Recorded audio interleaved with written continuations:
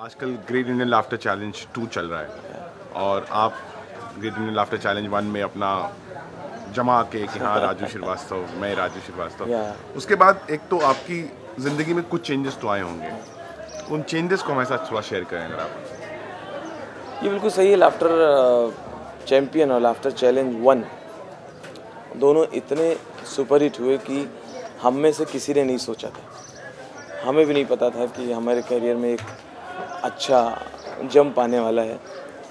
और इनफैक्ट मैं अपना बताऊं तो मैं तो लाफ्टर चैलेंज में जा ही नहीं रहा था। मुझे तो उन लोगों ने जब अप्रोच किया तो मुझे बहुत ताज्जुब हुआ कि मुझे क्यों अप्रोच कर रहे हैं एज ए पार्टिसिपेंट। मैं इतने शो कर चुका था सब। उसके डायरेक्टर है पंकज, उन्होंने मुझे काफ़ी समझाया कि करना चाहिए लाफ्टर चैलेंज।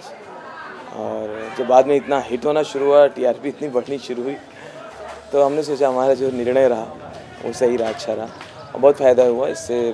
हमारे सारे कलाकारों को फिल्म्स मिली हैं, मेरे कुछ सोलो शो भी आ रहे हैं। एक मैं स्टार 1 पे करता हूँ, जेट सेट गो।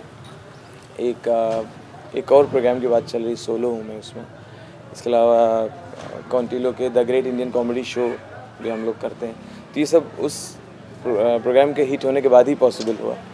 तो मुझे लगता है मुझे ही नहीं, मेरे साथ जितने लोग थे लाफ्टर चैलेंज में, सबको बहुत इससे फ़ायदा हुआ। हम बहुत थैंकफुल हैं डायरेक्टर के और चैनल के। अब जो आ रहा है लाफ्टर चैलेंज 2 पार्ट 2, इसमें अब वो लोग हैं जो पहले में नहीं आ पाए, या तो कोई फॉरेन में था या किसी ने सोचा कि इसमें नहीं जाना चाहिए। अब वो लोग इसमें आ रहे हैं ये सोच के कि ये हम एक हिट प्रोग्राम का हिस्सा हो जाएंगे। और अगर विनर नहीं भी हुए तो भी फ़ायदा हो रहा है क्योंकि इतने लोग देख लेते हैं। तो अब ये प्रोग्राम भी लोग पसंद कर रहे हैं, लेकिन हमेशा वो होता है ना कि पहले के साथ लोग कंपेयर करते हैं, तो इसलिए लोग कह रहे हैं कि उतना मज़ा नहीं आ रहा है। मुझे लगता है अगर पहले ही आता तो शायद इसको भी इतनी पसंद करते। तो अब लाफ्टर चैलेंज 2 में अब उनका आइडिया है कि हम लोग उसमें दोबारा आएँ as a guest, as a celebrity बन के। तो मुझे लगता है 5-6 एपिसोड के बाद कभी सुनील कभी मैं ऐसे करके हम लोग आना शुरू करेंगे। यह हो सकता है अब इस प्रोग्राम में जो चैम्पियंस बनेंगे 5-6 लोग, और पहले प्रोग्राम के जो लोग चैम्पियंस हैं अब उनको मिला के फिर इसको कंटिन्यू करेंगे, ऐसा मुझे मैसेज मिल रहा है।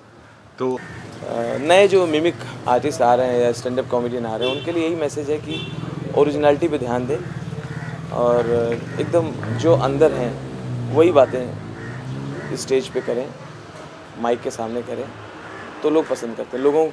लोग जुड़ते हैं कि अपनापन होता है।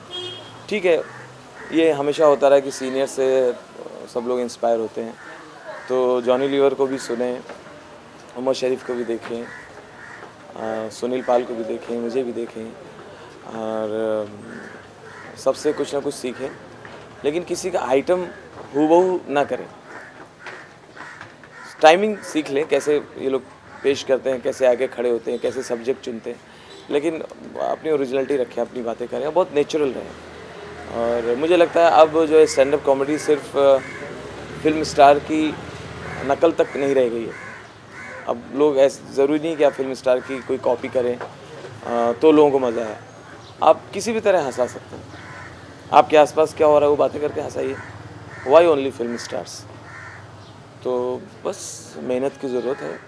शुरू में आइटम बनाए, पहले दोस्तों को सुनाएं, दोस्त को बर्दाश्त करना पड़ेगा, और अगर दोस्त मुस्कुराएं तो भी उसको भी बाद में स्टेज पे ले सकते हैं।